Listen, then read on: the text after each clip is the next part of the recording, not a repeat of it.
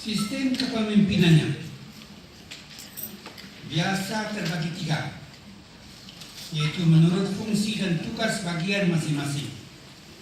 Ada kepemimpinan ini mama yang mengatur urusan adat, ada kepemimpinan alim ulama yang mengatur urusan syarak dan agama, dan ada kepemimpinan sajak pandai yang mengatur urusan umum bersama. Untuk melengkapinya, biasa juga ditambahkan dua lagi, yaitu Bundo Kanduang dan pemuda.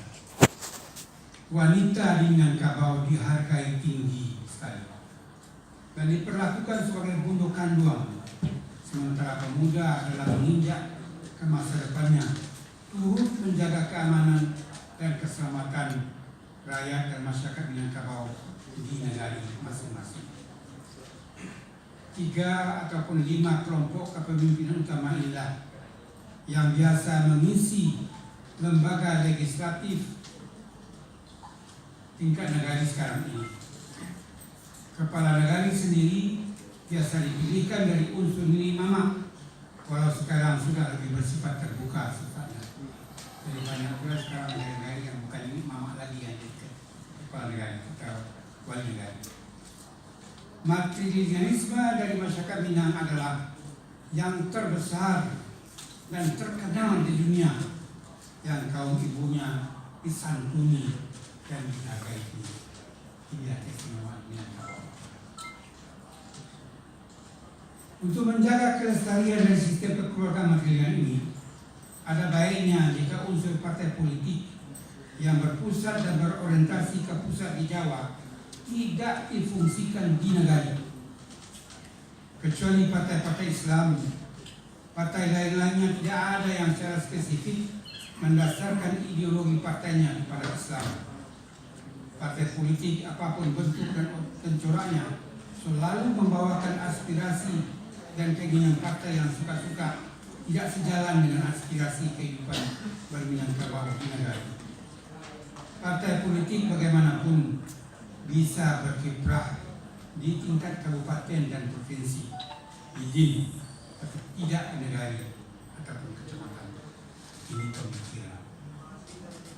6. Di bidang pendidikan khususnya, DIM sewajarnya menghindarkan diri dari unsur sistem bipolarisme yang sistem pendidikan umum berjalan bersisian atau bahkan berseberangan dengan sistem pendidikan agama.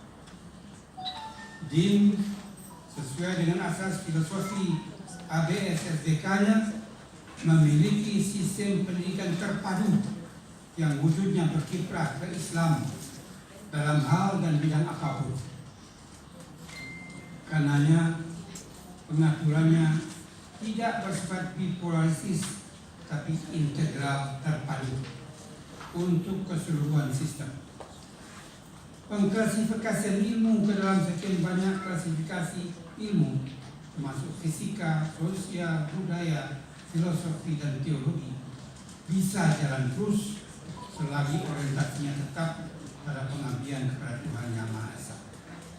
Karenanya juga sistem pengadministrasiannya juga sewajarnya juga di bawah satu atap, baik yang umum maupun agama. Artinya departemen ataupun kementerian yang mengaturnya berada di bawah satu atap. Departemen alias Kementerian Pendidikan dan Pengajaran RI. Cukup satu kementerian saja yang menggabung keduanya. 7.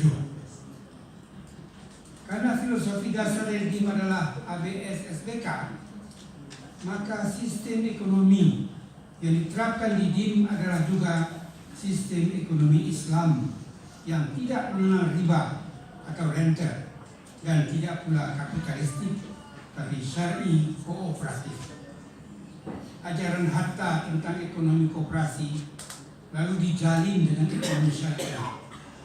Larangan penerapan usaha grosiran feodal kapitalistik ribawi yang baru-baru ini diterapkan di Sumbar, tetapi sebaliknya berkembang di mana-mana di provinsi-provinsi lainnya di luar Sumbar, adalah satu usaha untuk menerapkan